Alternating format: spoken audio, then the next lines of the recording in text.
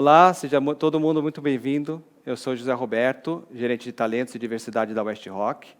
Esse é um dos nossos treinamentos de diversidade. São treinamentos que nós criamos para um público interno, para nossos escritórios, corporativo e também nossas fábricas.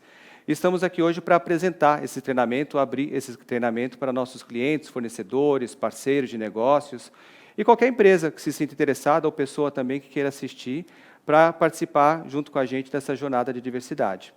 Nós ainda não concluímos nossa jornada, nós estamos nesse processo de adaptação, de melhoria, de correção dos nossos processos e de trazer mais diversidade também para a WestRock.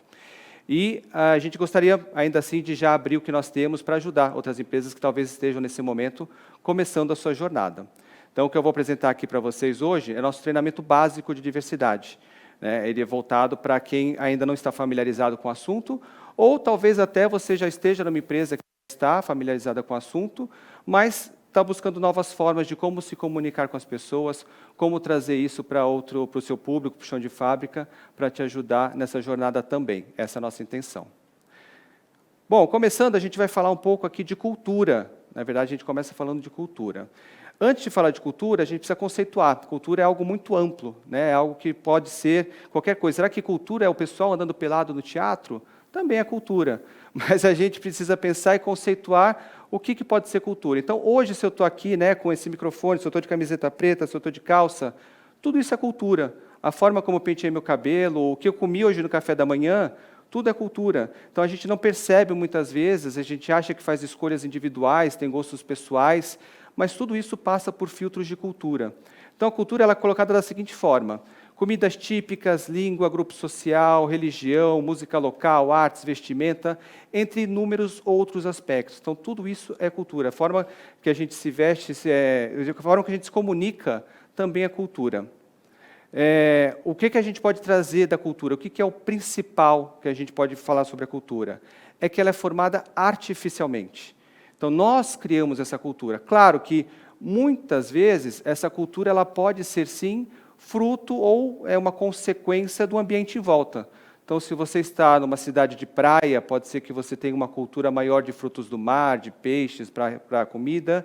Se você está numa cidade muito fria, pode ser que você tenha uma cultura de chimarrão, de café, de algo que traga mais esse conforto térmico, e assim sucessivamente. Então, a cultura ela pode sim ser influenciada por esse ambiente externo, mas principalmente manter a cultura e ter essa cultura é uma coisa que nós criamos intencionalmente e nós mantemos essa cultura intencionalmente conforme o nosso desejo, conforme as outras pessoas também se comportam. E para começar, a gente tem que pensar que a cultura não é uma coisa única, não existe uma só cultura. Nós estamos imersos em diversas camadas de cultura.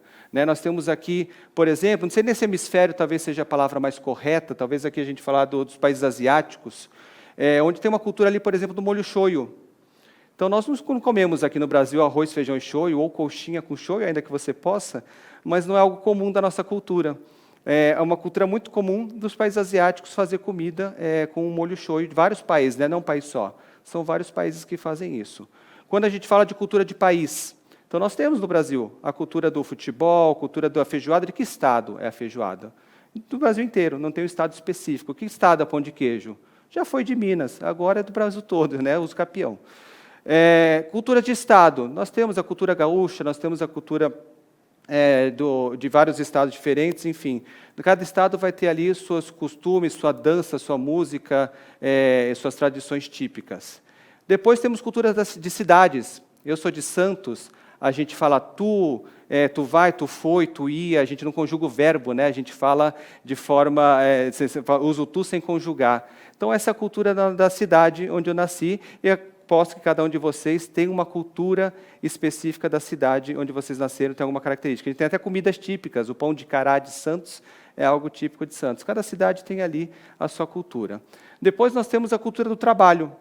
Então, quem vem para a West Rock, quem trabalha na West Rock, às vezes vem de outra empresa, fala, nossa, como a cultura de segurança daqui é algo muito forte, né? Como a cultura de segurança daqui é algo que é diferente de onde eu trabalhava, é diferente de onde eu estava, e aqui tudo é pensado, né? Não vou colocar só meu EPI porque tem alguém de segurança chegando. Não, todo mundo cuida de todo mundo. A cultura de segurança aqui na fábrica, na West Rock, é muito forte, e faz parte da nossa cultura. Depois a gente fala de cultura de família. Então, de repente, você tem ali o hábito de viajar junto nas férias, tem família que se reúne todo final de semana, tem família que se reúne no final de ano, tem família que gosta de esconder presente de Natal, ovo de Páscoa. Então, tudo isso faz parte da nossa cultura da família. E embaixo dessas muitas e muitas camadas de cultura ali está a gente. Né? A gente não percebe o quanto a gente é atravessado por essas culturas e todos os costumes que nós temos são voltados para esse tipo de cultura, né? São voltados para essa cultura. Toda a cultura que a gente tem é por conta dessas muitas camadas que estão em cima da gente. Então, isso é um ponto para a gente começar a nossa conversa e pensar o quanto as nossas decisões, o quanto o nosso comportamento é baseado na cultura à nossa volta. E aí, nos aprofundando um pouquinho mais nessa questão cultural, trazendo aqui alguns exemplos, a gente tem, por exemplo, a cultura gauchesca, com tranças típicas, com vestimentas, com música, com concursos. O quanto é gostoso assistir, né? O quanto é gostoso fazer parte daquilo, como a gente se sente bem, se sente pertencente. Então, você vê, às vezes, crianças muito jovens, crianças, adolescentes, que participam, que saem o ano inteiro, que levam aquilo muito a sério, se dedicam para participar. O quanto ela se sente, é importante para a gente se sentir pertencente. Da mesma forma, a cultura nordestina também tem o mesmo formato, a gente gostar, de se sentir parte, de ir lá visitar, assistir. Às vezes vem uma apresentação típica na nossa cidade. O quanto a cultura é importante para a gente, o quanto ela é legal, ela tem aspectos positivos muito importantes. Se a gente pegar ali, a gente tem a fábrica em Blumenau também, então a cultura ali da Oktoberfest, o quanto as pessoas viajam até lá para conhecer um pouco mais dessa cultura, né? Depois, cultura nacional também, temos ali o futebol do Brasil inteiro, agora que a gente está em época de Copa, o quanto isso permeia todo mundo, né? Todo o nosso país, e independente de qual região você está, tudo isso são aspectos positivos que nos unem, né? A gente se sente parte de alguma coisa, se sente parte de algo maior. E depois, a cultura, ela também é capaz de manter tradições de uma forma muito forte, né? Quando a gente fala do Haka, que vem lá da Nova Zelândia, a gente vê que é uma tradição dos povos originários daquele local, e é muito bonito de ver, né? É forte, é impressionante, acho que o mundo todo gosta de assistir. E o quanto a gente vê hoje aqui, por exemplo, pessoas que, pela aparência, eu julgo que não são nativos, né? Parecem ser descendentes de europeus, não vou nem entrar aqui na questão de apropriação cultural, mas o quanto isso quanto isso permanece, né? O quanto isso é forte. Então, mesmo a pessoa não tendo nascido naquele local, ela acaba praticando, acaba levando essa tradição adiante. Então, a tradição é algo importante, manter tradição é algo gostoso, é algo que a gente gosta e que nos faz sentir parte desse processo. Quando a gente fala de diferença cultural, a diferença cultural também pode chocar a gente, né? Dependendo do quanto a gente está acostumado com aquela cultura ou não, o quanto a gente faz parte ou sabe que aquilo existe, pode nos chocar de alguma forma. Então, por exemplo, quando a gente olha essas tribos que usam esses alargadores, né? Você fala, caramba, mas será que machuca? Por que será que faz isso? 2022 ainda tem gente que faz isso. Faz sentido continuar com uma tradição dessa? Faz sentido continuar desse jeito? Por que ainda continua fazendo isso? Aí é uma coisa que choca a gente, que parece que não faz sentido continuar fazendo. Mas será que as nossas tradições, será que as coisas que a gente faz também não podem chocar outros povos, não podem chocar outras pessoas, outras comunidades, outras regiões? Quando a gente pensa, por exemplo, você vai explicar para uma pessoa, talvez, de uma outra região, você fala assim, a gente pega, aqui no Brasil, ou em alguns países, a gente pega um bebê e faz 2 furos no bebê quando nasce. Fala, nossa, mas vocês furam o bebê, vocês são doidos. Não, a gente fura o bebê quando nasce menina, a gente faz 2 furos quando é menina, mas só quando é menina, você faz 2 furos na criança? Mas é para colocar um acessório de moda. De moda? Como que você vai fazer um furo num bebê para colocar um acessório de moda? Então, pode ser que a nossa cultura, que para a gente é tão corriqueira, fala, não, imagina, não tem problema nenhum, não machuca, não sente nada. Para a gente é normal, para a gente faz parte da nossa tradição, e para a gente aquilo é tão comum que a gente nem para pensar mais se isso causa alguma estranheza para alguma pessoa ou não. E quanto para outras comunidades, pode ser que isso cause alguma estranheza, assim como a tradição deles também pode nos causar estranheza. Quando a gente fala do kilt, né, aquela saia escocesa, o quanto isso talvez não choque tanto a gente, porque a gente já viu em algum filme, já viu em alguma novela, um livro, um seriado, a gente sabe que isso existe. E talvez, se você for para lá, se você for para a Escócia ou para qualquer país ali da região que utiliza essa tradição, você se queira experimentar também. Fala, não, vou sair hoje vestido de kilt, vou experimentar como é que é. Então, é uma cultura que talvez não nos cause tanta estranheza, até porque também sempre nos foi vendido como algo muito elegante, muito chique, né? Então, a gente entende aquilo como parte de uma tradição elegante, ao qual você queira fazer parte. Aí nós temos outro choque cultural, não sei se vocês já perceberam aqui, tem o número -1, 1, 2, 3, não tem o número 4. Não tem o 4, não tem o 14, 24, 34, nenhum número que termine com 4 ou que tenha 4. Por que isso? Muitos países asiáticos, na verdade alguns países, se não me engano, China, Japão, Vietnã, alguns países ali da Ásia, eles têm a palavra 4, né, o som da palavra 4 é muito parecido com a palavra morte. Então, para eles, é um número assim de azar, é um número que eles não gostam de utilizar, porque eles consideram que traz azar. E aí, agora imagina, se a gente fosse fazer todos os nossos controles da fábrica, todos os nossos controles da indústria, pulando o número 4, né? Os armários, todos os armários lá pulam o número 4, todas as vagas de estacionamento pulam o número 4, não pode ter nada com 4, tem que ficar pulando o Excel. Vai fazer o Excel, tira a linha 4. Ia ficar complicado para a gente, não faz parte da nossa cultura. E aí, novamente, você pode pensar, poxa, mas caramba, a gente está aqui em 2022, faz sentido continuar com essa tradição? Faz sentido continuar fazendo esse tipo de coisa? Né? Já deu para perceber que não faz sentido o número 4, não tem problema nenhum? Aí, novamente, a gente precisa olhar para a nossa tradição, para a nossa cultura. Quantos jogadores a gente tem com a camisa 24 de futebol? Vai ter o primeiro agora, né? Olha quanto tempo existe futebol, vai ter o primeiro jogador agora com a camisa 24. Então, perceba que é muito mais fácil a gente julgar, olhar, criticar a cultura dos outros do que olhar para a nossa própria cultura. E quando você para analisar, você fala, nossa, que de fato... Tenta explicar para um gringo por que o Brasil não usa o número 24, por que os homens do Brasil têm uma dificuldade com o número 24. Você vai falar, olha, tem um jogo no Brasil, esse jogo é baseado nos bichos, e daí cada bicho tem um número, e aí você sonha com um bicho, você joga naquele bicho, e daí tem o número 24, que é um bicho que se chama veado, que parece com a palavra viado. Pronto, você fala, nossa, você já fez papel de bobo, né? Fala, não faz sentido nenhum você fazer esse tipo de comparação em 2022, você ainda está com algum problema com o número 24, e, principalmente, você vai passando para as crianças, né? Você vai levando isso adiante, isso vai ficando, você ensina para a criança logo de pequenininha, não pega o 24, isso vai levando e continua. Você vê como a tradição ela permanece, ainda que seja uma coisa tão corriqueira, tão normal do dia a dia, e não tenha problema nenhum. Aqui, bom, poupei vocês de uma foto mais explícita da pessoa comendo, de fato, ali com um bicho na boca, mas vários países têm ali tradição de comer escorpião, tradição de comer lesma frita, grilo. Tudo bem que na Tailândia eles falaram que é isso só para turista, que eles fazem isso só para turista comer e tirar foto, que eles não comem isso, e talvez o tataravô em algum momento tenha comido algo nesse sentido, mas que eles não fazem mais o uso desse tipo de alimentação.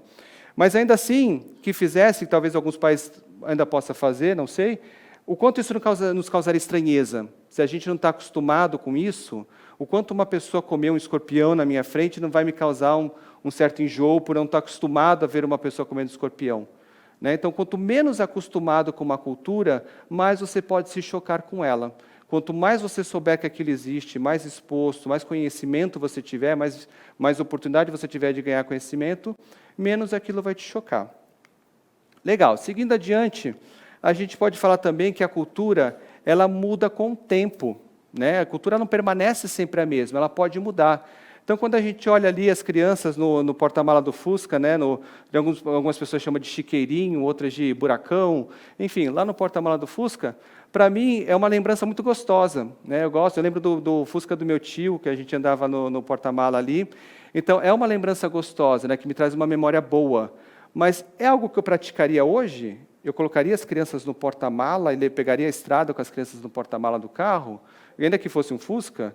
não é algo que a gente pratique mais. Então, tudo bem eu ter uma memória afetiva, lembrar com carinho de algo que eu fazia antes, que antes era assim, antes era desse jeito, mas que hoje, para a cultura atual, não faz mais sentido nenhum fazer esse tipo de coisa, né? A nossa cultura de segurança de automóvel, de estrada, mudou. Então, hoje não faz mais sentido a gente fazer esse tipo de ação, ainda que possa ser uma memória afetiva que eu tenha. Quando a gente pega os voos antigamente, né, ou seja, voar era algo muito chique, e fumar também era algo muito chique, então fumar no avião parecia algo muito normal. Hoje em dia, imagine alguém fumar do seu lado do avião. Ainda bem que a cultura mudou, né? A cultura muda. Quando a gente fala dos indígenas, dos povos originários usando tecnologia, muitas pessoas têm esse conceito errado no Brasil de que povos originários são primitivos, que não, eles estão inseridos na nossa cultura hoje, né, na nossa tecnologia hoje. Então, utilizam sim celular, utilizam redes sociais. E é normal hoje você ver canais de indígenas e coisas bastante interessantes. E, por fim, se a gente for um pouquinho mais longe, lá na França do século XVIII, onde para ser um homem, né, para ser um nobre, para ser considerado um homem de verdade, você tinha que usar salto alto, tinha que usar meia calça, peruca, maquiagem, aí você era um homem. Hoje não faz mais sentido, essa cultura também muda. Então perceba que a cultura ela vai mudando. Então o que a gente considera ser homem hoje, pode ser que daqui a 10 anos não seja o padrão de ser considerado homem, ser considerado mulher, assim como já foi diferente também em algum dia, em algum momento, usar peruca, algo comum, e assim como vai mudando, as coisas mudam, né? Então a cultura ela pode sim mudar com o tempo. Mas nem todo aspecto da cultura é positivo, né? A gente está falando aqui de coisas muito boas, de coisas legais, de como a cultura é importante, como a tradição é importante, mas ela pode ter efeitos colaterais negativos, tanto ou colaterais, ou até culturas muito negativas também, e coisas que a gente precisa pensar, será que tem que continuar dessa forma? Será que não precisa mudar? Quando a gente pega, por exemplo, aqui eu tive que atualizar, quando eu estava refazendo essa apresentação, o meu slide mostrava antes 300 tiroteios em 2022. Aí fui atualizar ontem esses dados, 600 tiroteios em massa ocorreram nos Estados Unidos em 2022, até o momento, ainda não acabou o ano, a gente está agora em novembro. Então, claro, não é uma intenção da cultura, né? Ninguém lá está desejando que isso aconteça, ninguém está intencionalmente querendo que isso aconteça. É um efeito colateral, independente do motivo, né? Tem vertentes que explicam de formas diferentes ali o porquê que isso acontece lá, mas independente da explicação, acontece. É um efeito colateral da cultura que só acontece nos Estados Unidos 600 tiroteios. Pode acontecer em algum país ou outro, um ou outro, já aconteceu no Brasil também, mas não 600 em um ano, mais de 600 até chegar ao final do ano. Então, a pergunta é, eles têm que continuar com essa cultura ou eles precisam fazer algo para mudar a cultura deles? Eles vão fazer algo diferente do que eles estão fazendo até agora. Então, nem todo aspecto, só porque a cultura é essa, ela tem que permanecer. Quando a gente olha para Gana, Gana é um país na África Ocidental, muito conhecido pelas belezas naturais, né, muito bonito lá, onde pessoas com deficiência, eles entendem que é uma doença da alma, é uma maldição, que vai fazer mal para a família, né? Vai fazer mal para as pessoas ali, é uma doença espiritual. Então, a pessoa não pode ficar ali, elas vão para praticamente um campo de concentração, elas são espancadas, elas são violentadas para espantar essa maldição da pessoa. Então, é uma vergonha lá para a família ter uma pessoa com deficiência. Agora, novamente, a gente pergunta, ainda que tenha sido sempre assim, eles têm que continuar com essa cultura, ou é uma cultura que deveria mudar? Quando a gente vê na Rússia, recentemente, foi sancionada uma lei onde violência doméstica não é mais crime. E hoje, por conta disso, 40 mulheres morrem por dia em virtude da violência doméstica. Então, novamente, a mesma pergunta, tem que continuar assim? É algo que eles precisam mudar, eles precisam fazer diferente? Quando o Talibã tomou o poder no Afeganistão, pessoas LGBT sabem que se continuarem lá, elas vão ser mortas. Então, você não tem essa opção de continuar nem de viver, porque pela tradição deles ali, você não tem direito de existir sendo uma pessoa LGBT. E aí você tem que continuar com essa cultura, ou é algo que eles precisam mudar? Independente da interpretação que eles tenham do livro sagrado deles, assim como já houve outras interpretações no passado também, e de outros livros sagrados, onde pessoas com canhotas também eram assassinadas, também eram mortas, ou até recentemente, na época dos nossos avós, onde uma criança que escrevia com a mão esquerda, ela era amarrada, era torturada na escola, amarrada para ela não usar mais a mão esquerda. Então, essas interpretações, né, de religião, elas mudam também de acordo com o tempo. Isso pode mudar, assim como também a escravidão era apoiada pela religião, hoje não mais. Então, essas interpretações mudam. E aqui, será que eles não têm que mudar essa interpretação que eles têm ali do livro sagrado deles, que bane, que não permite que as pessoas LGBT existam? E quando a gente fala do Brasil, quais será que são as nossas culturas, quais será que são os problemas da nossa cultura hoje que precisariam mudar, que precisariam ser diferentes? Então, quando a gente vê uma matéria que diz assim, pai mata filho por não aceitar que menino gostasse de lavar louça. O menino teve o fígado dilacerado pelo pai que não admitia que a criança gostasse de lavar louça. Alex, de 8 anos de idade, foi espancado repetidas vezes até a morte para aprender a andar como homem. Aí você pode perguntar, mas eu não apoio essa violência, esse é um psicopata, é um monstro, não acho que eu esteja fazendo algo assim ou que algo que eu faça cause isso. Será? Porque você pode não ser essa pessoa violenta, né? Você pode não ser essa pessoa que faria isso com o próprio filho. Mas não somos todos nós responsáveis por a nossa cultura? Não somos nós que ditamos e criamos o que é certo na nossa cultura, o que é andar como homem, o que é ser o correto? Então, o menino tem que se comportar de tal forma, ter tal trejeito, ter tal tipo de voz, a menina tem que fazer isso daqui, tem que fazer aquilo outro. E aí, qualquer pessoa que foge disso que a gente definiu como correto, um psicopata como esse, entenda que, ok, isso daqui está errado, eu preciso corrigir, eu preciso fazer da forma certa. Então, você pode não ser a pessoa violenta, você pode não ser a pessoa que causa esse tipo de situação, mas você é responsável por manter a cultura onde isso é permitido, manter a cultura onde isso é normal, onde as pessoas podem simplesmente fazer esse tipo de correção. Outros casos, quando a gente vê também o feminicídio, o Brasil é o 5º país em morte violenta de mulher no mundo. E feminicídio, eu gosto sempre de pontuar o que é feminicídio, né? A gente vê bastante confusão sobre esse termo, falando, não, mas homem também morre, né? Porque e o homencídio, onde está, né? Quando a gente fala de feminicídio, de forma simplificada, que eu uso para facilitar o entendimento, feminicídio, a gente está falando basicamente de uma mulher que ela não morreu no hospital, ela não morreu por conta de uma doença, ela não morreu atropelada, nem num assalto, não é uma pessoa que morreu num assalto, não é uma mulher que foi assassinada durante um assalto. A gente está falando especificamente de uma mulher que foi assassinada por um homem que se considerou dono dela. Então, para simplificar a história do que é feminicídio, é isso. Então, o homem se considerou dono dela, em algum momento ela não aceitou mais ser propriedade dele e ele a matou. Pode ser o pai, o irmão, o filho, o marido, o namorado, o amante, quem for. Então, esse homem considerou que ela era uma propriedade dele, uso dele, um produto dele, e quando ela não quis mais ser propriedade dele, ele a matou. Então, somente isso que é contabilizado como feminicídio. Quase caiu meu controle. Volta lá. Então, esse é o que a gente considera como feminicídio. Tá? E aí, é uma cultura que a gente quer manter? Essa cultura onde a mulher é propriedade do homem, onde ela é submissa, ela tem que responder, onde ela não pode se separar, ela não pode ter um novo amor, ela não pode ter um novo relacionamento fora do que ela tem atual, onde ela não pode deixar de gostar, porque ela é uma propriedade, é uma desonra se isso acontecer. Essa cultura que a gente mantém, isso está certo? A gente não precisa mudar essa cultura onde a mulher é tratada dessa forma?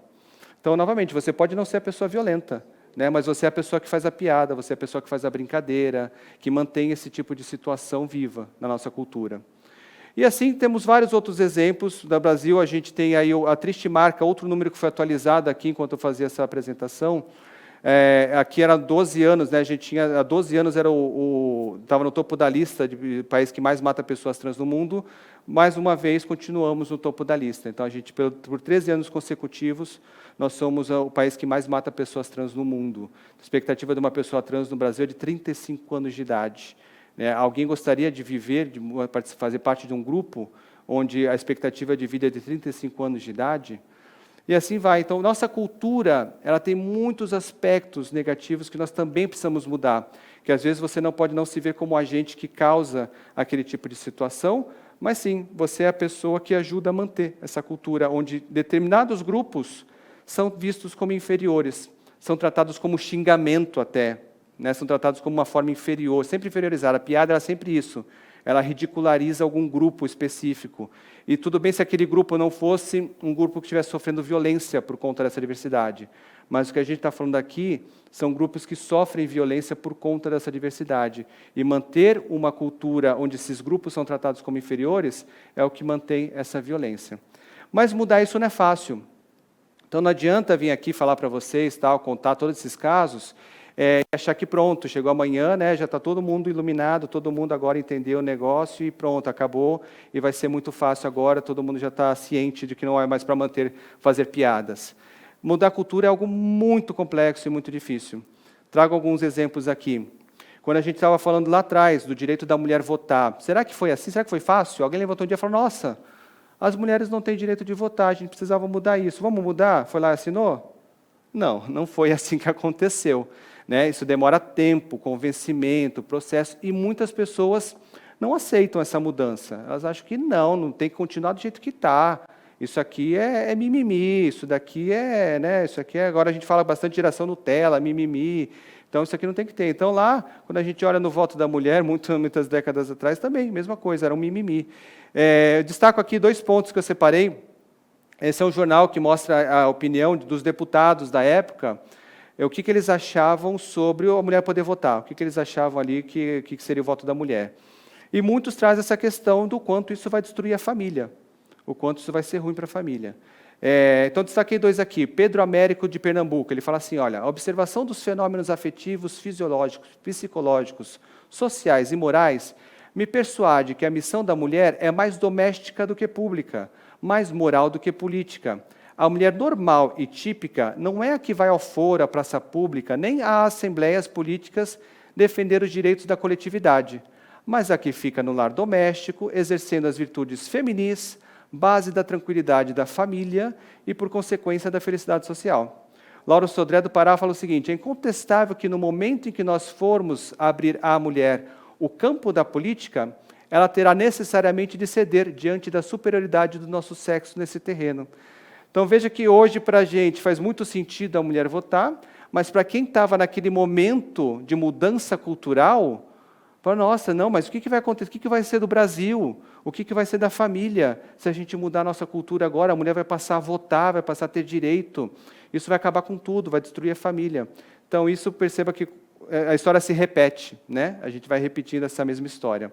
Quando a gente fala um pouco mais lá atrás, 1884, Diário do Brasil, mais ou menos ali a época do fim da escravidão no Brasil, e quando a gente, e também nesse caso específico desse recorte, é bom salientar que acho que o Egito estava em crise. Então, o colunista faz uma comparação com o Egito. Destaquei um trecho, é uma coluna enorme, né? Uma coluna que começa aqui e vai essa parte toda e vem até aqui o final, onde o colunista diz o seguinte, as economias nacionais emigram constantemente do nosso país e vão alimentar o trabalho e as indústrias de outros povos. O comércio queixa-se com fundamento de avultados prejuízos por esta depressão geral de valores.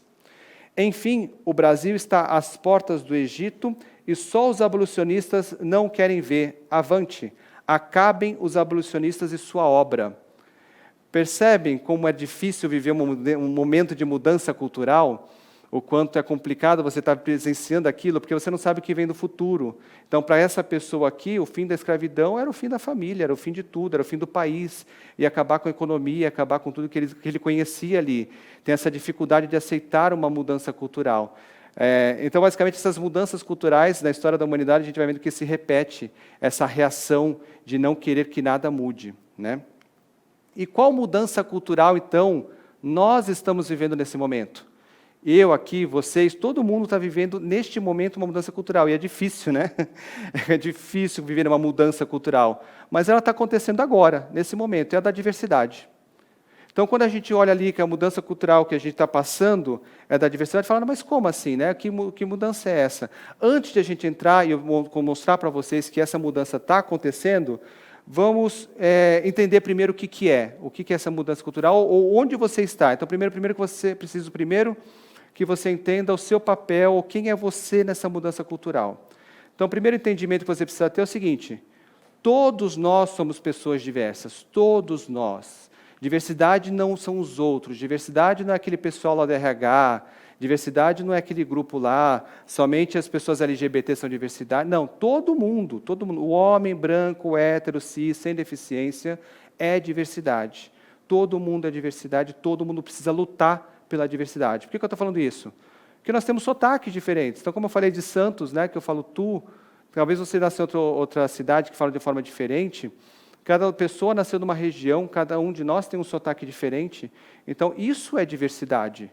Quando a gente fala de gostos, eu gosto de heavy metal. Tem gente que gosta até de música sertaneja, mas tem gosto. Talvez você goste de pagode, hip hop, reggae, enfim. Cada pessoa tem seu gosto. Isso nos faz diferentes, isso é diversidade. Lateralidade. Você é canhoto? Você é destra? Talvez você não tenha as mãos, escreva com os pés, talvez escreva com a boca. Tudo isso é diversidade. Então, existem muitos e muitos, aqui são alguns exemplos apenas, mas existem muitos marcadores de diversidade que a gente pode falar, deficiência, experiência profissional, identidade de gênero, onde você mora, sua religião. Tem muitos marcadores que a gente pode utilizar, né? Esses são alguns. Tudo isso é diversidade.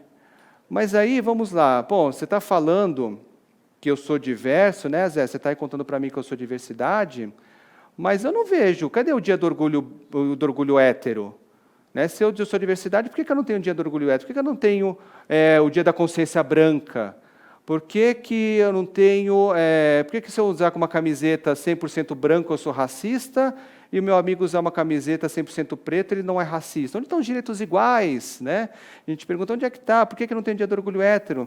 Então, a gente precisa entender o seguinte: alguns grupos foram historicamente tratados como inferiores. Né? Eles vêm dessa história de ser sempre dizimados, tratados como inferiores, como menores. Pessoas negras foram escravizadas. Até hoje a gente tem essa expectativa de pessoas trans. Então, são grupos que, por conta de uma diversidade, são tratadas como inferiores, como se não houvesse, como se resumisse aquilo e aquilo fosse inferior. Né? Então, perceba que, quando a gente fala de diversidade, de orgulho, quando eu estou falando do dia do orgulho LGBT, não é que a pessoa heterossexual precisa sentir vergonha, de falar, não, eu tenho orgulho, você não pode ter vergonha de ser heterossexual. Não, tudo bem você se sentir bem, espero que você se sinta bem sendo heterossexual. Mas, quando eu estou falando de orgulho, eu quero dizer o seguinte, que apesar da cultura à minha volta, apesar da cultura onde eu vivo, ela me colocar como inferior, ela me passar que eu deveria ter vergonha de ser gay, eu coloco, não, eu vou ter orgulho de ser gay. Não vou ter essa vergonha que essa cultura à minha volta coloca que eu deveria ter. Então, essa é a diferença quando a gente fala de preciso sim de um dia do orgulho LGBT, que é IAPN+, e outras sexualidades também não precisam. Então, o heterossexual não precisa, porque ele já tem tudo. Tudo foi criado com esse modelo, tudo foi feito. É assim a mesma coisa para nós, pessoas brancas.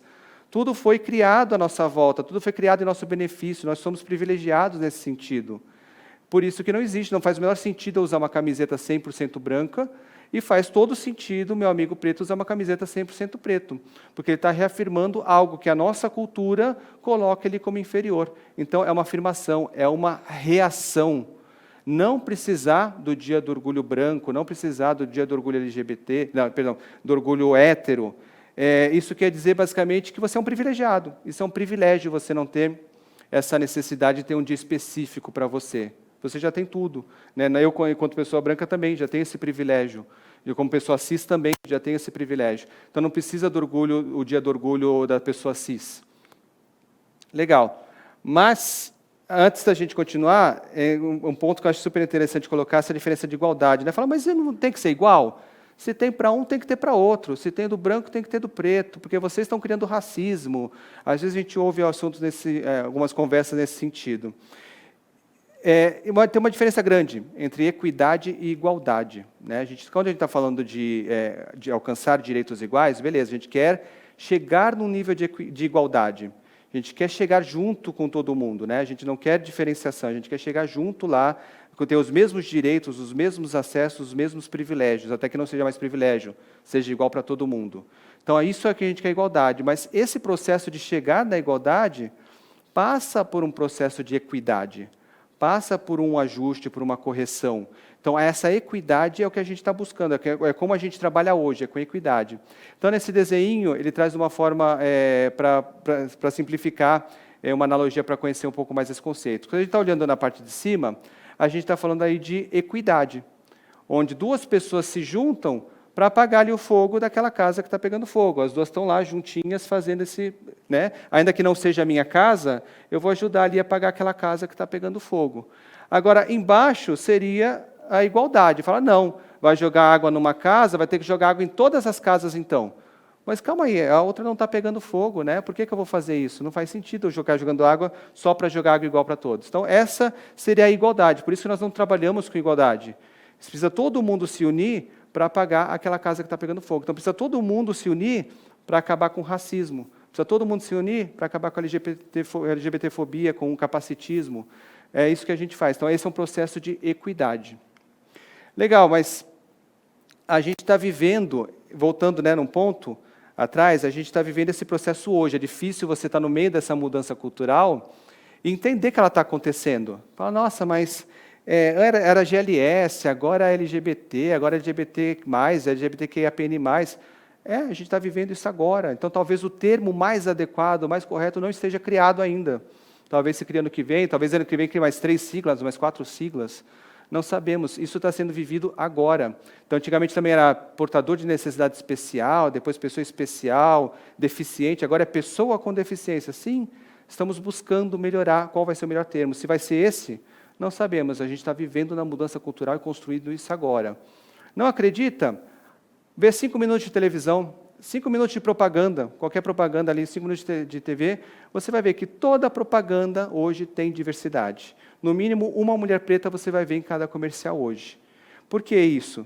Porque é um resgate histórico, onde antes essas pessoas eram tratadas como inferiores, deixadas como menores, como a mulher preta vai fazer papel ou de empregada doméstica ou de escrava na novela. Agora não, agora ela é líder, ela é gerente, ela é diretora, ela é presidente, ela é o que ela quiser.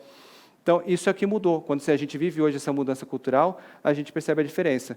Então, alguns exemplos aqui, quando a gente pega ali propaganda da Avon, por exemplo, você vai ver diversos corpos, diversas idades, cabelos diferentes, formatos diferentes, muito bonitas propagandas. Linda Quebrada, sou super fã da Lin, ela participando ali do programa do Big Brother, com repercussão nacional, todo mundo podendo ver o quanto ela é inteligente, o quanto ela fala bem, o quanto ela é amiga, querida, ela também é filha, ela não é só simplesmente a pessoa coloca ela numa caixinha como se fosse só aquilo, e ela se reafirma como travesti. Isso é muito importante. Quando a gente vê as mulheres participando cada vez mais do futebol, quando a gente vê lá no programa No Limite, aqui eu separei 2 quadrinhos do programa, onde tem um apresentador que, por acaso, ele é cadeirante. Né? Ele não está lá, o programa não é sobre a deficiência dele, por ele ser uma pessoa com deficiência, ele é um apresentador, capaz como qualquer outro apresentador. Coisa que talvez no passado, por ele ser cadeirante, fosse, não, vou ter que adaptar o programa, vou ter que mudar, vou ter que comprar uma van, vou ter que fazer... Tudo bem, ele é um apresentador incrível, então por isso que ele está lá. E por fato dele ser cadeirante, mais legal ainda, uma diversidade diferente que não tinha antes. Ou às vezes coloca um só, né, que a gente fala de tokenismo, coloca uma pessoa só para representar, falar, não, olha, já tem uma pessoa preta, olha que diversidade, uma pessoa. Isso foi diferente na final do Big Brother, no final do No Limite também, onde a gente vê lá que vários homens LGBT participaram no final, programa de performance, de concorrência, né, de programa de superação ali, e vários homens LGBT podendo participar. Um jornal que foi ao ar no Dia da Consciência Negra, onde todas as repórteres participando ali do jornal também eram pessoas negras. Comercial do Burger King com audiodescrição, com vários corpos diferentes, comercial da Skol. Esse aqui é um que eu gosto bastante, comercial da Vick. Não sei se dá para ver aí na tela, mas o pai aqui é cadeirante. Então, o comercial do Vick Vaporub padrão, como é que é? A criança está com tosse, né? Tá ruinzinha à noite, aí está tossindo, passa Vick Vaporub no peitinho, dorme, dia seguinte acorda, já está bem e a família está feliz. Comercial padrão. Agora, imagine esse comercial há 20 anos atrás. Se a empresa ali, enfim, fosse lá na agência de publicidade e falar, olha, eu vou fazer uma propaganda. E a agência fala assim, nossa, legal, vamos fazer essa propaganda. Eu vou colocar aqui um pai cadeirante. O que será que essa marca, e aqui não falando da Vick especificamente, mas qualquer outra marca que estivesse na situação, a gente, se estivesse nessa situação, falaria, não, coloca um pai normal, né? Coloca um pai normal. Era assim que a gente via as coisas. Então, essa mudança cultural está acontecendo agora, onde essas pessoas não aceitam mais serem tratadas como inferiores. Ele é assim, é cadeirante, mas ele é pai. pessoas com vitiligo, a Pablo também, no comercial da Mistel, enfim, várias propagandas que hoje qualquer, não precisa, aqui eu tenho alguns exemplos, mas basta você ligar a sua TV, 5 minutinhos de comercial, você vai ver o quanto hoje todas as propagandas estão trabalhando com diversidade. Então, é uma mudança que a gente está vivendo agora. Daí você pode pensar, nossa, mas antigamente que era bom, antigamente não tinha esse negócio, esse mimimi, agora tudo é racismo, tudo é homofobia, tudo é machismo, não pode fazer mais nada, né? Mas antigamente era melhor para quem? Para quem será que era bom antes? Porque para mim, nesse sentido, agora é um pouco melhor, agora melhorou. Então, quando a gente tinha um quadro lá do Zorra Total, e aqui não é nenhuma crítica aos atores, eu lembro até do ator ali, quando foi entrevistado, e perguntaram se o que ele acharia de ter um filho, como o personagem ali que ele tem no programa, ele fala que adoraria, que é uma pessoa alegre, incrível. Então, era o que era permitido na época, né? E aqui não é uma crítica aos atores, mas a própria peça, ou a própria situação em si, onde, não sei se vocês lembram, estava lá, acho que era Maurição e Alfredinho, se não me engano. Então, ele estava lá numa festa, num evento social, né? Estava ali falando, e falando, não, meu filho vai chegar aí, meu filho vai pegar dor, meu filho vai chegar, vai fazer, vai acontecer, não sei o que lá. E era sempre assim, numa festa, falando para outras pessoas, e de repente chega o filho, todo afeminado, né? Papi! Entrava lá na cena aquele filho. E qual que era o humor do quadro? Era a vergonha do pai, o quanto é vergonhoso ter um filho afeminado, o quanto para ele era uma questão de muita vergonha, muita tristeza, o quanto ele se sentia embaraçado ali com aquela situação, o quanto aquilo era humilhante para ele ter um filho feminino, que ele ficava querendo que fosse um filho mais masculino. Então, isso, imagina na minha época, eu era criança, então minha família assistia isso. Então, que mensagem que eu absorvia isso? Eu, enquanto criança LGBT, que mensagem isso me causava? Né? Que eu era errado, que era feio, que não era legal ser LGBT, que era uma coisa ruim. Novamente, aqui que eu falei das mulheres pretas nas novelas, sempre fazendo papel de doméstica, Jorge Lafon também fazendo a Vera Verão, sempre nesse quadro de onde ela era humilhada de alguma forma, tinha que dar uma reviravolta por conta disso.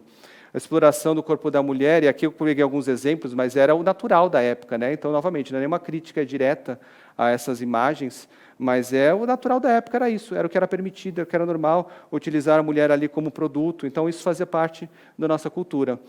Essa foto aqui que eu acho super interessante, o quanto corpos diferentes, né? O quanto pessoas gordas, pessoas com deficiência, pessoas muito altas, pessoas com nanismo, eram tratadas todas como aberração de circo. Né? Tudo isso era aberração de circo, é assim que a gente era visto. Qualquer pessoa com corpo diferente, com formato diferente, era para isso. Então, minimamente para você sobreviver, você tinha que trabalhar no circo. E também, novamente, não é nenhum problema hoje, por exemplo, uma pessoa com nanismo querer trabalhar com humor. Tá certo, se é da vontade dela, total apoio. Também, se a mulher se sente bem com o corpo dela, quer tirar uma selfie, uma foto mostrando o corpo, está tudo certo. A questão é que antes era a única permissão que essas pessoas tinham. Né? Só servia para isso, só podia fazer isso. Não tinha permissão para fazer outras coisas. Quando a gente pega aqui 3 exemplos que eu gosto bastante, são 3 filmes, e novamente, não é uma crítica aos atores, porque era o que era permitido na época, e são 3 filmes maravilhosos aqui, são 2, na verdade, filmes maravilhosos que eu amo. É O Perfume de Mulher, com Al Pacino, onde ele faz um personagem cego. E era a oportunidade que tinha para contratar uma pessoa cega, né? Para colocar ali, fazer esse papel. Não, contrata um homem sem deficiência e coloca ele para fazer de conta que ele é cego. Mas, não é o papel do ator interpretar outros? Não tem problema o ator interpretar outras coisas que ele não é. Mas as pessoas com deficiência têm pouco acesso, têm menor acesso. Essa era a chance de estrelar, de colocar, né, uma pessoa com deficiência. E não foi utilizada. Rodrigo Santoro também incrível nesse papel do Carandiru. E, obviamente, era a chance de colocar talvez uma travesti para fazer esse papel. Não, contrata um homem hétero, branco, cis, sem deficiência, traveste ele e coloca ele para fazer o papel. Era a grande chance que tinha. Encaixava certinho ali, né? Lógico que pessoas trans podem ocupar qualquer lugar, mas ali encaixava certinho. E não, contrata o homem branco, hétero, cis, sem deficiência para colocar. Ou até o que a gente chama de blackface, né? Ali a gente chama de creepface, tem alguns termos chiques para isso, é o creepface. Aqui é o transfake, né, se fazer de conta que é travesti, e aqui o blackface, uma novela antiga, onde pintaram de preto um ator branco e não contrataram um ator preto. Olha o absurdo. Hoje, acho que isso soa mais como absurdo, né? Hoje a gente já estranharia, mudou um pouco a nossa cultura para não aceitar esse tipo de situação, pintar um ator de preto para não contratar o ator preto. E quanto tudo isso é recente, quando a gente pega ali na Chanel, acho que, se não me engano, 103 anos demorou para a Chanel colocar um modelo negro na passarela. Então, obviamente, na crítica à Chanel, porque muitas outras indústrias do mesmo formato. Faz parte da nossa cultura, e essa cultura é a que mudou. E lembra que a gente falou lá do jornal, quando a gente falou ali deixa eu só lembrar aqui, quando a gente falou ali da escravidão e do voto da mulher. O quanto é difícil mudar uma cultura, o quanto é complicado mudar uma cultura. Hoje, essa mudança cultural que a gente está vivendo, também para algumas pessoas tem sido difícil delas aceitarem, delas entenderem que isso está acontecendo. Quando a gente olha, né, frases do tipo, parece um macaco, você tem que morrer, você é um monstro, parece um ET. Essas frases carregadas de preconceito foram ditas para uma pessoa com 3 anos, com síndrome de Down, para 2 jovens que são irmãs e têm uma síndrome rara, e para uma mulher que usa cadeira de rodas. Então, perceba que muitas pessoas não aceitam essas pessoas com diversidade. A Leandrinha Duarte, que é uma pessoa trans com deficiência, não aceita que ela seja influencer, que ela esteja ali cumprindo o papel de, né, influenciar outras pessoas. Só acha que ali não é o papel dela, que ela não deve fazer aquilo, que ela não pode aparecer, que tem que se esconder. Então, algumas pessoas, ainda que a nossa cultura esteja mudando, que essa passa a ter mais visibilidade, outras pessoas estão iguais àqueles deputados no jornal falando sobre o voto da mulher, ou colunista falando com o absurdo que era o fim da escravidão. Essas pessoas hoje estão igual, da mesma forma, falando que absurdo é essa pessoa com deficiência ser uma influencer. Boticário, recentemente, fez a propaganda ali, onde ela não fala sobre diversidade. Ela apenas colocou uma família preta ali, uma família negra, pai, mãe, filhos, para fazer propaganda. Mesmo assim, alvo de ataques racistas por conta disso. Perceba que essa mudança cultural gera incômodo. Igualzinho o comercial do Novo Polo, colocou um casal de homens, sofreu novamente ataques homofóbicos por conta disso. Essa mudança cultural gera desconforto em muitas pessoas. Nem todo mundo consegue processar da mesma forma. Legal. Bom, será que a West Rock está sozinha nessa jornada? Será que a West Rock, lembrando que esse treinamento é voltado também para o nosso público interno, voltado para é o mesmo treinamento que a gente dá para nossas fábricas, e daqui eu trago uma partezinha do treinamento que é um pouco mais interna, porque às vezes eu penso assim, será que nossos funcionários podem pensar que isso é uma coisa que a gente está criando, porque o West Rock é global, então é uma coisa que vem lá de fora, está querendo lacrar, está querendo fazer alguma coisa nesse sentido, mas será que a gente está sozinho nessa? Então, geralmente eu apresento aqui um painel, esse painel com esses 5 recortes diversos aí de internet, de reproduções de internet, redes sociais, onde tem alguns anúncios. Ali uma família, uma propaganda de Dia dos Pais, que por acaso também é um pai negro com a filha, aqui mais diretamente contra a homofobia, transfobia, bifobia. Enfim, são propagandas sobre diversidade, e daí eu costumo perguntar para o pessoal da fábrica se eles sabem o que são, o que essas propagandas têm em comum, além da diversidade. O que será que elas têm em comum? Esses estão entre nossos maiores clientes de papel. Então, entre nossos maiores clientes de papel, percebo que muitos deles estão trabalhando com diversidade. Não é uma coisa só da West Rock, não é uma coisa só da nossa empresa, uma empresa X. É uma mudança cultural. Se nossos clientes de papel estão trabalhando com diversidade, nós também estamos. Mesma coisa para os nossos clientes de caixa.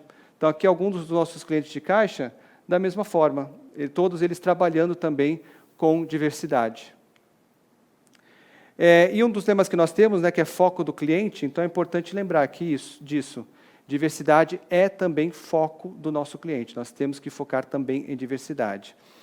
E daí, se você pensar, então não quero mais trabalhar nesse setor, não gosto mais, então não quero trabalhar com diversidade, vou sair desse setor. Não tem para onde fugir.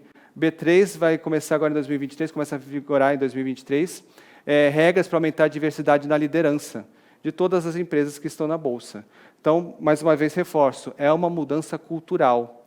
Vocês estão preparados, prepararam seus filhos, prepararam seus netos para essa mudança cultural, onde pessoas com corpos diferentes, pessoas com sexualidades diferentes, com cores diferentes, etnia, raça diferente, elas são tratadas da mesma forma que as demais, não permitir que elas sejam tratadas como inferiores? Então, isso é importante. E aí, para a gente começar para a finalização do nosso treinamento de hoje, vamos falar aí de 3 dicas para fazer o seu papel na cultura, nessa cultura da diversidade. Então, o que você faz, o que você pode fazer para ajudar nesse processo, agora que você já entendeu a importância disso? Primeiro, muito fácil, não cometa crimes. Tranquilo essa, podemos combinar essa, não cometer crimes. Por que eu estou falando isso? Parece fácil, fala, nossa, essa é fácil, né?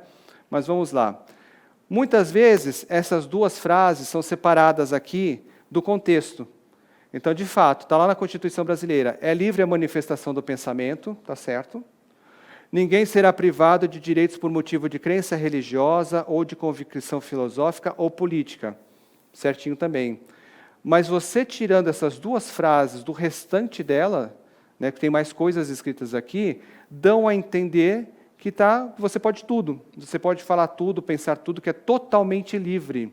E não é exatamente assim, né? Isso daqui foi extirpado. Então, às vezes a gente vê em muitos anúncios, principalmente na internet, que a gente vê bastante fake news, colocando isso como se fosse uma verdade absoluta. E a gente sabe que é possível contar muitas mentiras só usando verdades. Então, de fato, está escrito na Constituição essas duas frases. Mas vamos dar uma olhadinha no resto? O que tem além dessa frase lá na Constituição? Então, primeiro ponto, é livre a manifestação do pensamento, sendo vedado o anonimato.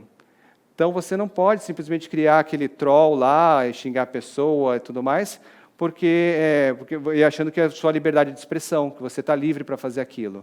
Não pode, a Constituição não permite. Também é livre, é assegurado o direito de resposta, né, proporcional ao agravo, além de indenização por dano moral, material ou à imagem. Então, perceba que você pode sim falar o que você quer, e você pode ser processado por aquilo que você falou. Então, o partido que você é processado não é uma censura. Censura é se fosse uma aprovação prévia, né? Não existe uma aprovação prévia. Você fala o que você quer, mas você vai responder por aquilo que você falou. Então, o direito de liberdade de expressão tem limitações, já na Constituição mesmo. Outra bem interessante, ninguém será privado de direitos por motivo de crença religiosa, de convicção filosófica ou política. Legal. E o que fala o resto da frase? Salvo se as invocar para eximar-se de obrigação legal a todos imposta. O que isso quer dizer? Que você não pode usar sua fé, sua religião, para cometer um crime. Eu não posso falar, não, senão amanhã eu decido matar pessoas loiras, e aí eu sou... e você tem que respeitar porque é a minha crença, porque a minha seita definiu isso, e você tem que respeitar. Não, eu não posso usar essa fé, essa crença, esse direito de crença, para cometer nenhum tipo de crime. Então, o que a gente conclui aqui? A liberdade de expressão, ela não está acima de outras leis. Ela tem limites ali de outras leis, ela está limitada por várias outras leis, por vários outros mecanismos que limitam essa liberdade de expressão. Ela não é uma lei absoluta acima de qualquer coisa. Hoje, acho que a gente tem uma situação que eu chamo de anarquia de expressão, né? As pessoas estão confundindo liberdade de expressão com anarquia de expressão. Então, poder falar tudo sem qualquer tipo de limitação. Algumas pessoas vêm defendendo esse tipo de situação. Onde não se leva em conta os impactos culturais, onde não se leva em conta que eu posso não ser a pessoa que pratica a ação, mas quando eu incentivo, quando eu levo, quando eu instruo a fazer aquilo, eu acabo criando uma cultura onde aquela violência surge contra aquelas pessoas. Por isso que essa anarquia de expressão não é algo permitido. A gente tem que considerar que a liberdade de expressão ela tem limitações. Bom, quais são limitações? Tragam 4 limites aqui para a sua liberdade de expressão. 4 leis interessantes. Lei Brasileira de Inclusão, Lei Maria da Penha, Lei do Racismo e a Lei da LGBT-fobia, que é equiparada à Lei do Racismo. Então, na Lei Brasileira de Inclusão, que protege as pessoas com deficiência, veja que se você é a pessoa, a tutora, né, a pessoa que cuida dessa pessoa, está sob cuidado da responsabilidade dessa pessoa e você está, de alguma forma, desrespeitando ela, como é que se fala? A pena aumenta. Lei Maria da Penha, não só a Lei Maria da Penha, mas existem vários outras tipificações, né, em outras leis, quando se trata de machismo, quando se trata de caso de violência de gênero, que aumenta também a pena. Quando a gente fala do racismo, e o racismo, acho que tem um ponto super interessante na lei do racismo, que acho que tinha que ser equiparado para todas, que o racismo não é um crime contra o indivíduo, não é um crime contra uma pessoa, é um crime contra a coletividade. É um crime contra todo mundo, e é assim que tem que ser. É assim que tem que ser todas as leis. É um crime contra a nossa cultura. Então, se eu presencio um caso de racismo, eu filmo aquele caso de racismo, aquela pessoa que está sofrendo aquela ação, ela não precisa fazer a denúncia, eu mesmo posso denunciar a pessoa que cometeu aquele ato, porque é um crime contra mim também, é um crime contra toda a sociedade, contra a nossa cultura, e é assim que todo mundo deveria ver. Um caso de racismo não é só uma agressão àquela pessoa especificamente, é uma agressão a todos nós, a nossa cultura. E todas essas leis aqui deveriam tratar da mesma forma também. Quando a gente presencia esses casos de agressão por conta de alguma diversidade, deveria ser um crime contra todos nós, não permitir que isso aconteça. A LGBTfobia também, criada desde 2019, ela se equipara à lei do racismo para casos de discriminação por orientação sexual e identidade de gênero. Então, da mesma forma que as outras leis. Legal. Ponto número 2, nossos valores são inegociáveis, né? Valor é o respeito é um dos valores da West Rock, e a gente tem que, isso é inegociável, né? E aí eu preciso colocar aqui, eu mudei um pouco, adaptei um pouco essa apresentação para não falar palavrão aqui na gravação, mas eu troquei por alguns xingamentos. Então, peço desculpas, eu vou colocar alguns xingamentos aqui, mas que eu achei necessário para ilustrar o que eu quero apresentar. Então, imagina a seguinte situação, que eu chamo de, eu conceituei como a amizade na base do insulto, porque isso, para mim, eu vejo acontecer o dia todo, e, novamente, né, quando a gente fala de produção, quando a gente fala de chão de fábrica, quando a gente fala de cultura que é mais nessa correria, nesse dia a dia, isso é muito comum de acontecer. Onde todo mundo tem um apelido, né? Então, a gente acontece lá, imagina essa seguinte cena. A pessoa sai e fala, tchau, seus idiota. O outro fala, falou, imbecil, manda lembrança para tua mãe. Daí essa pessoa sai. Esse aqui que xingou, né? Esse daqui que está aqui, saiu da cena, foi embora. Legal. Aí, o que os outros dois falam? Nossa, eu amo esse cara, ele é incrível. Fala, nossa, sim, ele é muito gente boa. E aí, o que aconteceu? Aqui isso é comum de acontecer? Isso acontece o tempo todo, né? Aqui eu tirei o xingamento racista que tinha aqui, porque era para ilustrar como a gente faz isso, mas é um tipo da nossa cultura, e aqui eu não vou fazer esse julgamento se é uma cultura boa ou ruim, mas é fato que ela existe. Faz parte da nossa cultura xingar quem a gente gosta muito. Ou você chama sua irmã de amorzinho, queridinha, seu irmão de benzinho, você chama de feio, banguela, desdentado, né? Como a gente trata os irmãos. Agora, se está certo, se está errado, não vou fazer esse critério, não vou fazer esse julgamento. Mas é fato que isso acontece, né? A gente precisa saber lidar com esse tipo de situação e deixar claro o que pode e não pode. Por quê? Acontece muitas vezes, por exemplo, de o cara ter um amigo, esse amigo é uma pessoa negra, e ele está acostumado a xingar, ele xinga um, outro xinga o outro, com um xingamento racista. Então, ele está xingando o amigo de macaco. É um xingamento racista? É, mas o amigo tem essa permissão para ele, porque ele também xinga de outras coisas horríveis. E os dois se tratam assim, os dois se amam. E aí, olha a complicação, como é que fica complicada essa questão. Quando a gente fala para essa pessoa que tem esse tipo de comportamento, que chamar outra pessoa preta de macaco é racismo, ela fala, não, o cara é padrinho dos meus filhos, ele é padrinho das minhas crianças, amo esse cara, eu xingo ele, ele me xinga, não tem nada a ver, isso é mimimi. Não é difícil de conseguir racionalizar e explicar a diferença. Então, como é que eu tento fazer essa explicação? Eu falo, olha, você está com essa pessoa dentro de uma segurança psicológica, onde vocês têm essa permissão de um xingar um outro. O xingamento não deixou de ser racista, continua sendo um xingamento racista, mas que teu amigo permite que você faça porque ele também te ofende. E está tudo bem, não vou julgar se isso é bonito ou feio, mas está tudo certo. Agora, você não pode fazer isso no estádio, você não pode fazer isso com uma pessoa que você não conhece, você não pode fazer isso comigo. Então, minha prima é lésbica, ela fala, e aí, viado, como é que você está? Eu falei, e aí, sapatão? Mas eu tenho essa liberdade com ela, você não tem essa liberdade comigo. É diferente. Então, quando você faz, você está querendo insultar, você está querendo me tratar como menor, como inferior. Por que você está me chamando assim? Com que intenção você está me chamando dessa forma? Então, essa amizade na base do insulto é que a gente tem que saber que isso existe, isso acontece, e não extrapolar esses limites e tomar cuidado também. Porque conforme as crianças assistem isso, então ela assiste você xingando o teu compadre, ela vai para a escola e vai fazer igual, achando que, não, tudo bem, meu pai faz assim, meu pai não é racista, não existe racismo, e ela vai fazer o mesmo xingamento para o coleguinha dela na escola. Então, tem que tomar cuidado com essas liberdades, com esse limite desse xingamento na base do insulto, né? E aí, para ficar mais claro, eu gosto de traçar aqui a linha do limite do respeito. Então, a gente tem aqui, qual que é o limite do respeito? Está aqui, desenhado. Para não ter dúvida, o limite do respeito, a gente traça e desenha esse limite. Vamos lá, então, para lá a gente tem com respeito, para cá a gente tem sem respeito. Então, primeira opção de apelido que a gente tem ali. Qual que é o limite, né, de colocar um apelido em alguém? Primeiro, apelido de amor. Então, a gente tem lá apelido carinhoso, geralmente é Benzinho, Buzunguinha, Buzuzuco, Momozão. Então, tem lá seus apelidos carinhosos, cada um tem o seu. Então, apelidos de amor que você coloca na pessoa. Legal.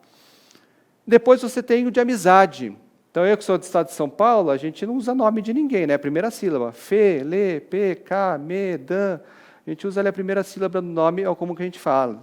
E por que está geralmente variação do nome ou diminutivo? Porque às vezes a pessoa não gosta. Você fala, Mariazinha, Carlinho, a gente faz uma boa intenção, né? É por uma amizade.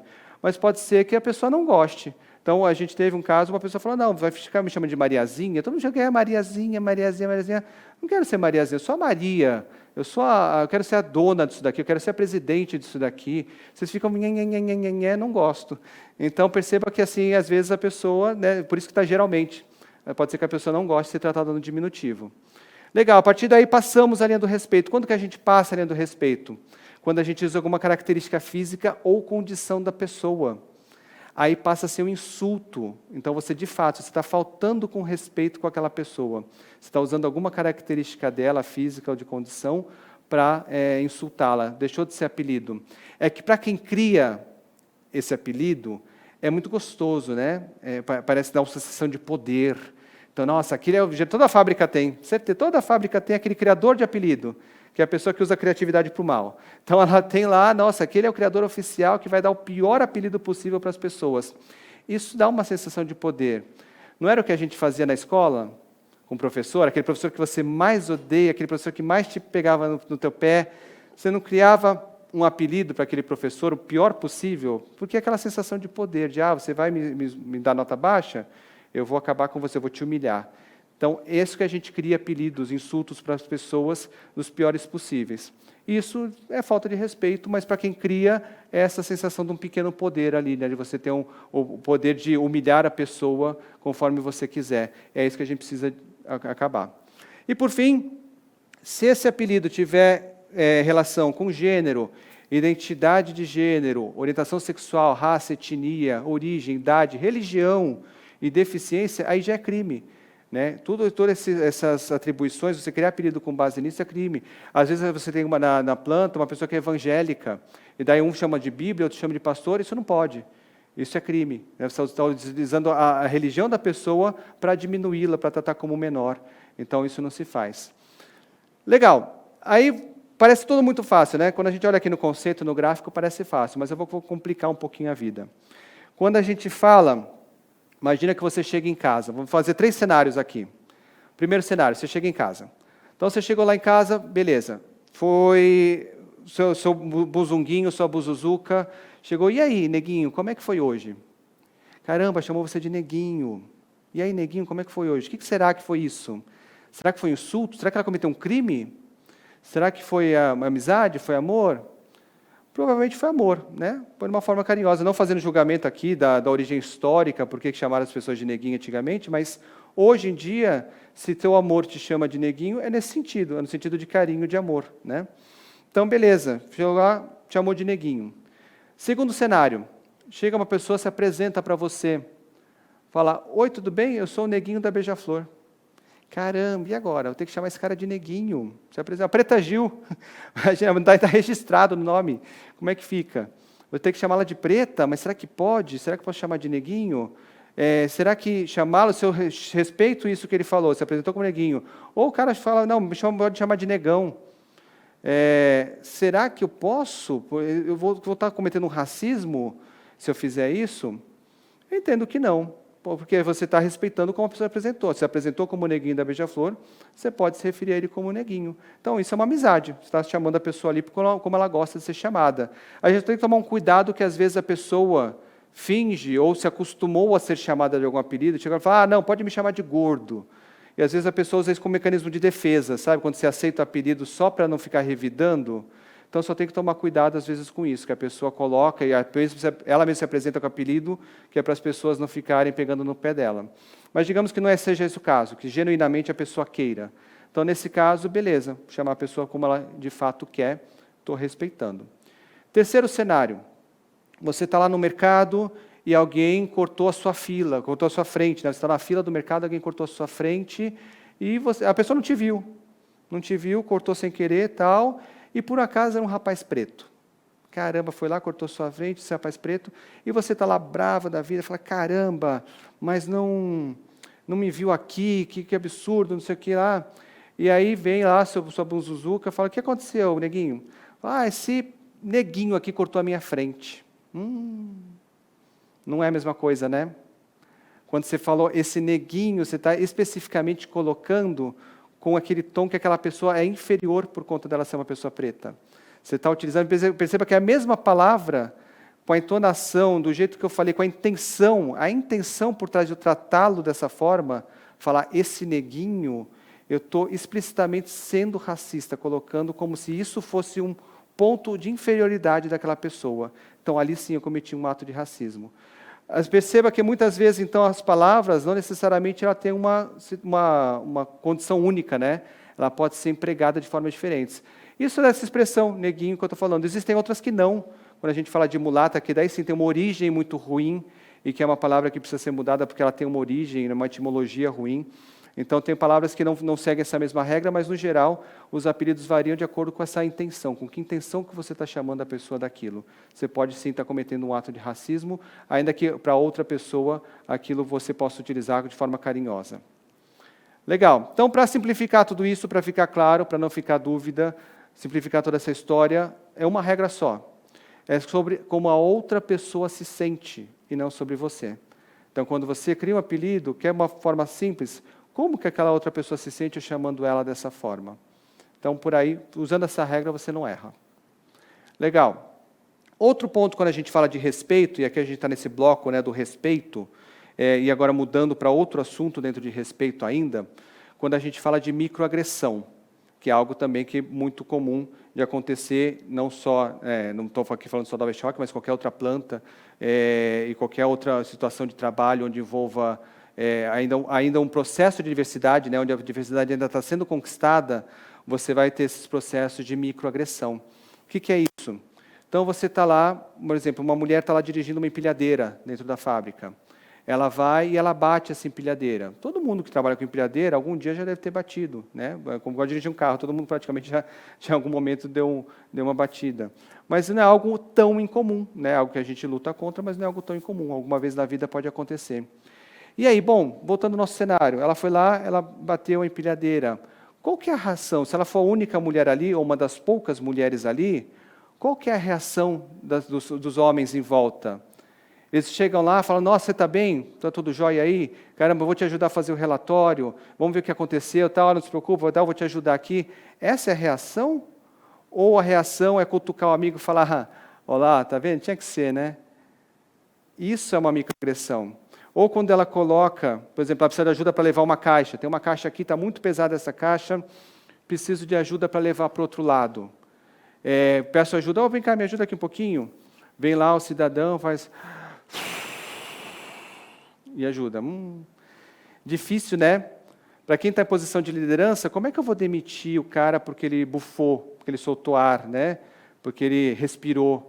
Você não tem. Vou demitir alguém porque deu uma risada, falar, você riu, você está demitido. Porque se ele falasse diretamente, olha, você é mulher, seu lugar não é aqui, era mais fácil, já demite a pessoa na hora e pronto. Não tem nem conversa. Mas não é assim, ela acontece como microagressão. E essa microagressão, você fez a sua, você fez o seu corte, seu pequeno corte. E daí vem outro cara, faz o dele, e vem outro, e vem outra pessoa, e vem outra, e vem outra. E é o dia inteiro aquela pessoa trabalhando dessa forma. Cada um vem e faz o seu microcorte. Então, por isso que eu faço essa analogia aqui com a morte, né, por 1000 cortes. Quem assistiu Kill Bill conhece a morte por 1000 cortes. Que é isso, cada um vem e dá seu corte. E a pessoa não morre por conta de um corte só. Ela morre por conta dessa totalidade de cortes que aconteceram, esse conjunto. Então, seguindo essa analogia, é a mesma forma numa fábrica. Quando a pessoa perde interesse, perde a vontade, o prazer, o pertencimento de estar ali trabalhando naquela fábrica, porque cada um vem e dá a sua pitadinha, cada um vem e dá seu cortezinho, cada um vem e faz o seu ponto. E, de repente, aquela pessoa estoura, né? Ele fala, nossa, mas só estou brincando. Não foi nada demais. Tá bom, mas você é o 30º que brinca nessa última 1 hora. sobre o mesmo assunto, sobre o meu cabelo, sobre o meu piercing, sobre o meu jeito afeminado. Todo mundo só brinca com isso. Então chega uma hora, né, você fica reforçando aquilo com essa microagressão, e é algo que a gente tem que pensar que isso sim é uma falta de respeito e trabalhar para mudar esse tipo de situação. Legal, vamos para o terceiro e último. Faça a diferença. Então você pode não ter tido a sorte de ter uma criação onde seus pais te trataram de forma respeitosa, talvez você tenha tido uma criação difícil, ou talvez você tenha sido uma pessoa privilegiada, como esse menino aqui, que teve pais amorosos, teve pais carinhosos, que te trataram com respeito, te incentivaram, te apoiaram, te ajudaram nas dificuldades. Então, talvez você tenha essa sorte de ser esse menino com pais carinhosos, talvez não, talvez você esteja aqui com pais muito rígidos, muito duros, muito difícil de lidar, e aí foi aprendendo assim, né, na surra, na marra, na porrada, na falta de respeito. Então, que você consiga ser essa pessoa, caso você tenha sido criado dessa forma aqui, que você consiga ser essa pessoa que quebra esse ciclo, né, que muda essa dinâmica de tratar as pessoas com essa falta de respeito e parecer que a falta de respeito é normal, que é bom para todo mundo, que vai crescer forte sendo desrespeitado. Então, essa cultura mudou.